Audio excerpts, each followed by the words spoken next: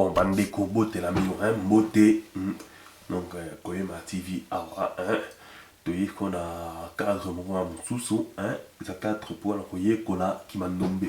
Donc bonjour à tous, c'est un cadre pour découvrir, comme je le disais, si je suis dans un autre cadre, c'est pour apprendre l'écriture Mandombe, donc, qui est une écriture négro-africaine originaire de la République démocratique du Congo, plus précisément au Bas-Congo. Donc son inventeur est Wabi Ladio, si je ne me trompe pas dans le nom. Je n'ai pas été forcément faire des recherches là-dessus. Je vous donnerai son nom complet plus tard, soit sur la description et ainsi de suite. Et donc voilà, donc c'est une écriture, comme je vous dis, bon, qui n'est pas ancienne, qui n'est pas aussi ancienne que le mandarin ou quoi que ce soit. Donc cette écriture date de 1974, un truc de genre, si je ne me trompe pas. Donc c'est une écriture qui est encore en pleine évolution.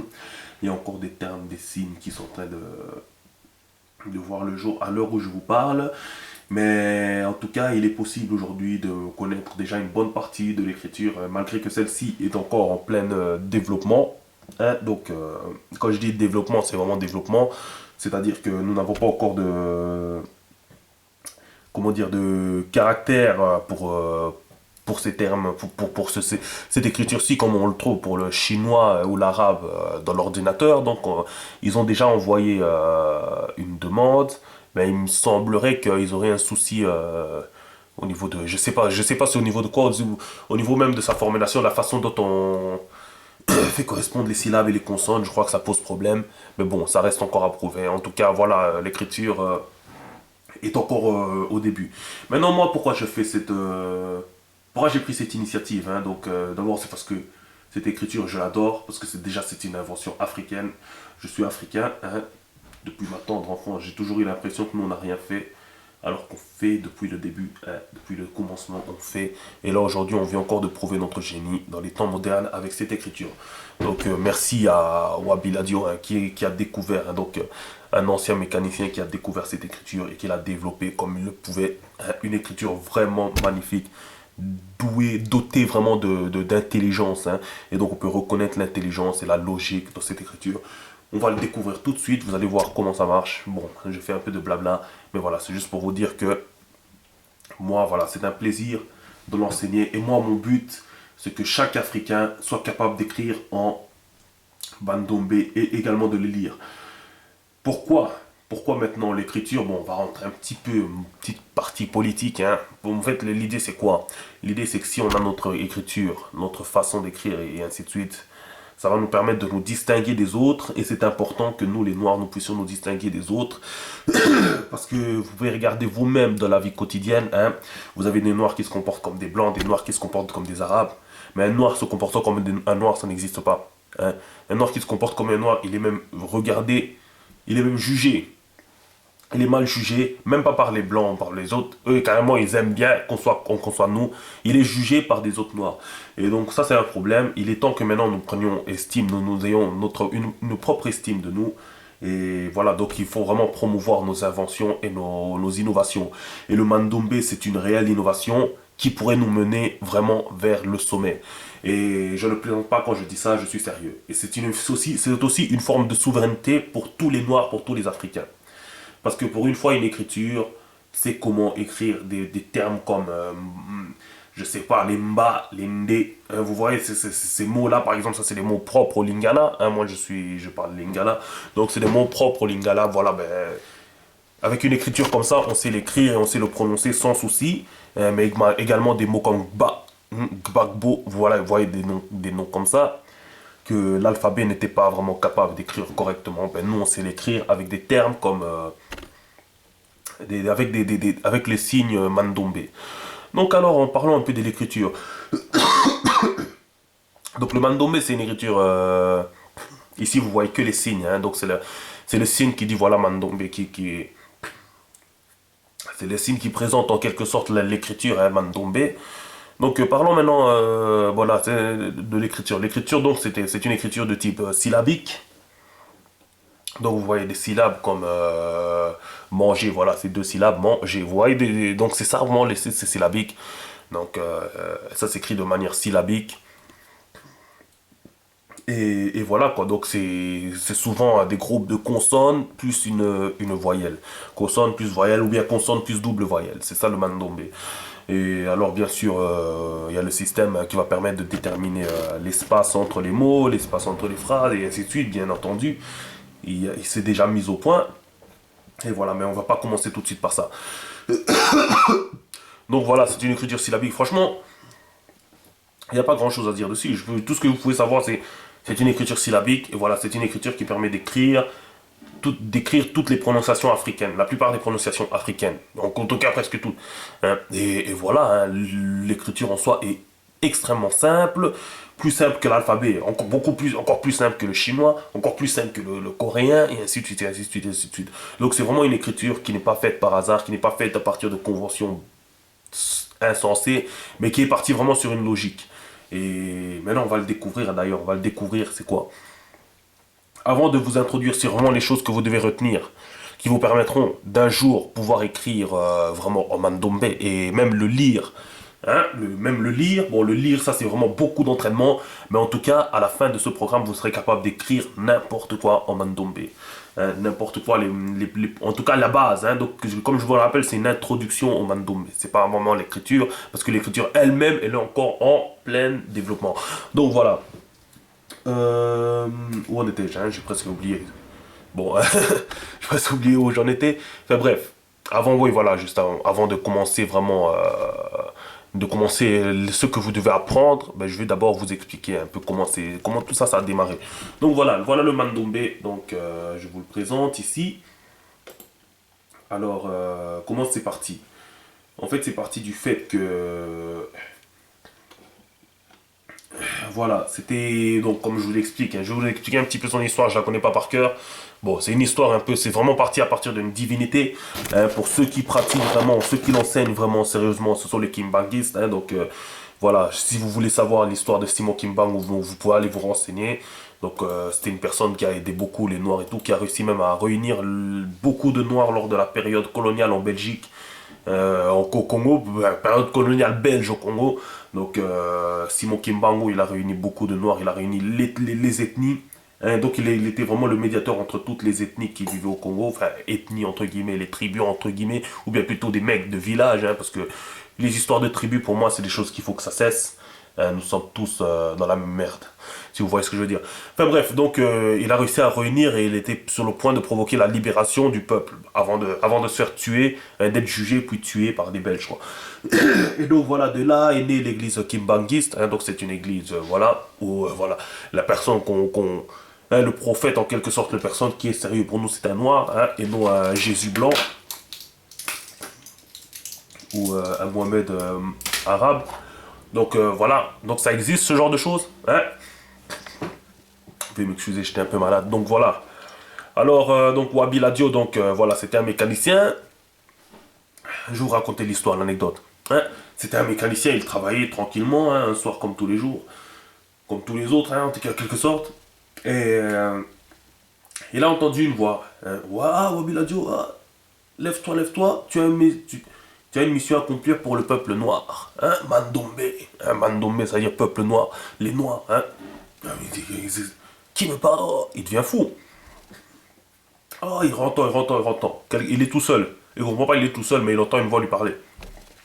Bon, vous comprenez que ça l'a choqué. Il en parle avec ses parents, il en parle avec Chick et Jack. Ok, voilà. Ses parents ils disent mais qu'est-ce qui se passe? Ils t'ont dit oh va là-bas, va là-bas. Va à un certain village, je connais pas le nom du village, je me souviens pas. Vous pouvez aller chercher dans les histoires. Mais on lui dit va dans un village précis là, il y a une mission pour toi qui t'attend là-bas. Il dit ok on va y aller. Finalement, ouais, après une semaine, voilà, il en parle avec ses parents, ses proches et tout ça. Après une semaine, il décide d'y aller. Il me semble, voilà, il a commencé à voir plusieurs miracles. Hein, je vais vous raconter quelques-uns, je connais pas tous.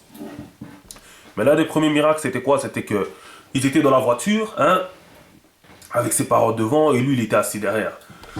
À un moment, ses parents se sont retournés, et ils ont aperçu, à côté de ce cher hein, Wabi Ladio, hein, ils ont aperçu Simon Kimbangu enchaîné, et il me semble plein de sang. Et alors ils ont pris peur parce qu'ils pensaient qu'il n'y avait que leur fils derrière. Du coup ils sont sortis, ils ont dit écoutez, il me semble que même qu'ils lui ont dit on peut pas te suivre avec toi, c'est vraiment chelou ce qu'on a vu, voilà. ainsi de suite. Finalement, lui, Wabi Ladio, il décide de continuer le chemin avec deux potes à lui, deux amis à lui. Hein.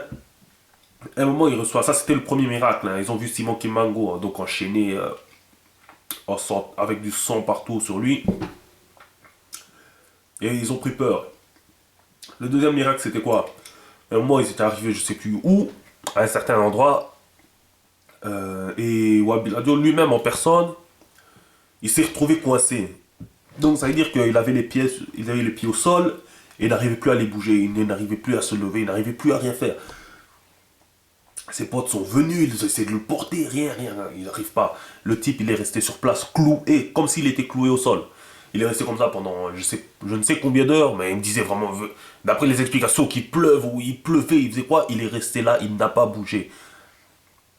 Jusqu'à ce qu'à un moment, hop, subitement, il s'est mis à bouger. Donc il est resté coincé, ça c'est un des miracles, des choses qu'il ne comprenait pas. Et la dernière chose aussi, la plus significative, c'est lorsqu'ils sont arrivés au village où ils devaient aller, quoi. Donc, lorsqu'ils sont arrivés au village, ils ont aperçu, bon, il y avait des gens dans le village, hein, donc ils ont dit, ah, il y a des invités qui arrivent. Et là, une femme a vu et s'est mise à crier, ah, oh mon Dieu, il va me tuer. Et elle s'est mise à courir hors du village. Elle n'est jamais retournée dans ce village, d'après ce que j'ai compris. Elle n'est jamais revenue dans ce village. Et il se trouve que cette femme, c'était la femme du pasteur. Allez savoir ce que ça veut dire, mais c'est... Moi, ça a été quasi significatif pour moi. C'est la femme du pasteur qui s'est écriée, oh mon Dieu, il va me tuer. Et qui s'est mise à courir. La femme du pasteur. Lorsque Wabi Ladio est arrivé. Alors, ça, c'était le dernier miracle. C'était quelque chose aussi d'assez bluffant. Qu'est-ce qui se passe? Pourquoi? Comment est-ce qu'on me connaît? Et ainsi de suite. Enfin bref. Ensuite, il est resté là dans le village. Il a cherché, il n'a rien trouvé. Il s'est dit, qu'est-ce que c'est alors? Est-ce que... Je comprends pas. Il s'est dit, je vais m'enfermer à un endroit, je vais prier. Alors ils sont enfermés presque une semaine pour prier, pour demander qu'on lui explique qu'est-ce que je dois voir, hein, il comprend pas. Il est un peu bouleversé, parce qu'il n'a rien trouvé. Jusqu'à un jour où il a commencé, il a eu quelque chose. Donc ce jour-là, il était en train de prier, il était assis et il s'est senti subitement bien, comme s'il avait, il y avait une présence divine autour de lui ou en lui, je ne sais pas trop. Enfin bref. Et là, il a regardé les murs. Et voilà, il y avait une partie du mur qui n'était pas encore faite. Et donc il pouvait apercevoir les briques. Et lorsqu'il a regardé les briques, c'est là qu'il a trouvé, voilà, ceci. Donc voilà, c'est là qu'il a découvert, voilà, dans ces briques-là, on pouvait dessiner deux signes. Il y avait deux signes distincts qui apparaissaient. Et voilà, donc là, je suis vraiment désolé, vous ne voyez pas vraiment avec la qualité. Donc voilà, pour vous voyez un petit peu la différence. Donc c'est là qu'il a aperçu les signes ici que j'ai dessinés ici. Donc vous voyez, c'est ainsi que c'est arrivé. Alors lui, il a vu les signes, il s'est dit ok, hein,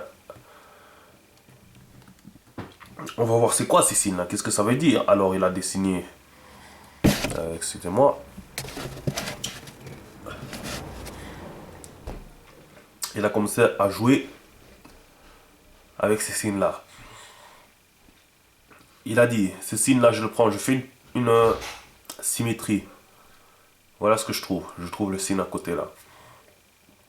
Il disait ça c'est des chiffres. Il disait que c'était des chiffres. Enfin, des chiffres, mais c'est des signes pas distincts. Donc il disait voilà, si je fais une symétrie ainsi, voilà ce que je trouve. Ouais, évidemment si je fais une symétrie de ça, je retombe sur ça. Vous voyez? Donc il disait ça, ça appartient à la même famille. Ok. Faisons c'était un Z. Maintenant, admettons.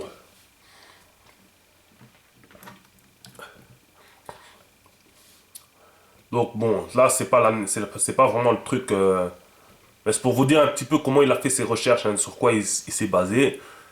En fait, sur on peut appeler ça un jeu, hein, mais voilà quoi, c'est par petit tâtonnement. Et voilà, donc il a rajouté ainsi un terme, hein, et il a commencé à refaire la symétrie.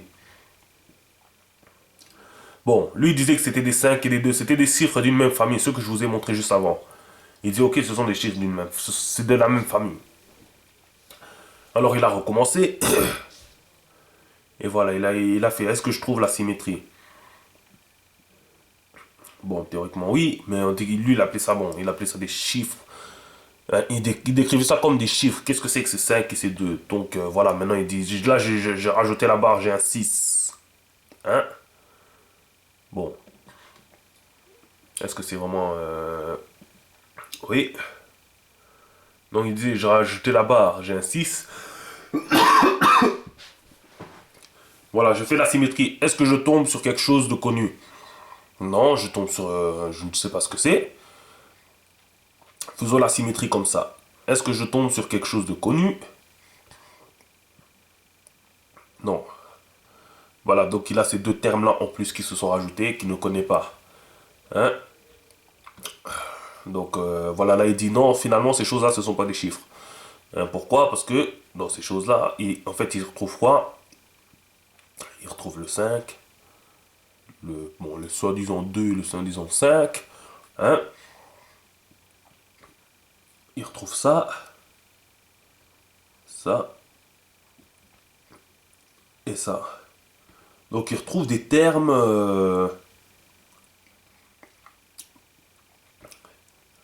enfin des signes qui n'ont rien à voir, quoi. Hein, en quelque sorte. Donc vous voyez quoi. Voilà. C'est là qu'il se dit non, ce ne sont pas des chiffres. Alors il se dit ok, allons plus loin. Donc voilà, ici je vous le montre encore pour...